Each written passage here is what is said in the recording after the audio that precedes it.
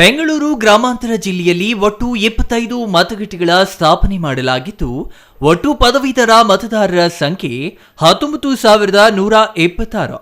ಇದರಲ್ಲಿ 10,842 ಪುರುಷ ಮತದಾರರು ಮತ್ತು 8,842 ಮಹಿಳಾ ಮತದಾರರು ಇದ್ದಾರೆ. ಎಲ್ಲಾ ಮತಗಟ್ಟೆಗಳಲ್ಲಿ ಬಿಗಿ ಬಂದೋಬಸ್ತ್ ನಡುವೆ ಮತದಾನ ನಡೆಯಿತು.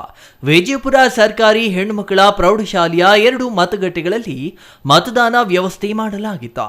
ಮಾಜಿ ಶಾಸಕ ಜಿ ಚಂದ್ರಣ್ಣ ಮಾತನಾಡಿ, ದೇವೇಗೌಡರವರು ಜಯಶೀಲರಾಗುವುದು ಖಚಿತ ಎಂದರು. ಮಾಜಿ ಶಾಸಕ ಪಿಳ್ಳಮುನಿ ಶಾಮಪ್ಪ ಮಾತನಾಡಿ, ಕೇಂದ್ರದಲ್ಲಿ ನರೇಂದ್ರ ಮೋದಿ ಮತ್ತೊಮ್ಮೆ ಪ್ರಧಾನಿಯಾಗುವುದು ಖಚಿತವಾಗಿದೆ. ಎನ್ಡಿಎ ಭಾರಿ ಬಹುಮತಗಳಿಂದ ಗೆಲ್ಲುವುದು ಖಚಿತವಾಗಿದೆ ಎಂದರು.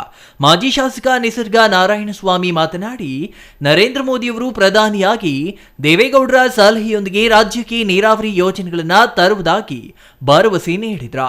ರಾಜ್ಯದಲ್ಲಿ ನೀರಾವರಿ ಯೋಜನೆಗಳನ್ನ ಜಾರಿಗೆ ತಂದು ರೈತರ ಹಿತ ಕಾಪಾಡುವ ಕಾರ್ಯ ಆಗಲಿದೆ ಎಂದರು.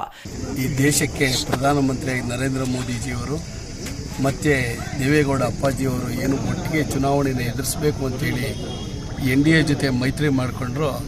ಆ ಸಂದರ್ಭದಲ್ಲಿ ಪ್ರತಿಯೊಬ್ಬರಿಗೂ ಕೂಡ ಕಾಂಗ್ರೆಸ್ ಅವ್ರಿಗೆ ಆ ತಡ್ಕೊಳಕ್ಕೆ ನುಂಗಲಾರದ ಬಿಸಿ ತುಪ್ಪ ಆಗಿದೆ. ಆ ಒಂದು ಕಾರಣದಿಂದ ಇವತ್ತು ರಾಜ್ಯದ ಜನತೆ ಹಲವಾರು ನೀರಾವರಿ ಯೋಜನೆಗಳು, ಜನಪರ ಕಾರ್ಯಕ್ರಮಗಳನ್ನು ಜಾರಿಗೆ ತರಬೇಕು ಅಂತೇಳಿ ಇವತ್ತು ದೇವೇಗೌಡರು ಏನು ಮೈತ್ರಿ ಪಕ್ಷದ ಜೊತೆ ಹೋದರೂ ಅದು ಪ್ರತಿಫಲ ಇವತ್ತು ರಾಜ್ಯದ ಜನಕ್ಕೆ ಸಿಗ್ತದೆ.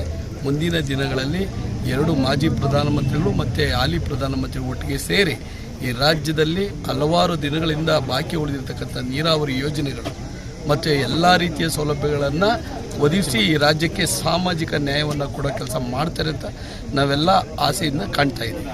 ಇನ್ನು ಇದೇ ಸಂದರ್ಭದಲ್ಲಿ ಬಿಜೆಪಿ ಮುಖಂಡರು, ಕಾರ್ಯಕರ್ತರು, ಜೆಡಿಎಸ್ ಮುಖಂಡರು, ಕಾರ್ಯಕರ್ತರು ಮತಯಾಚನೆ ಮಾಡುತ್ತಿದ್ರು.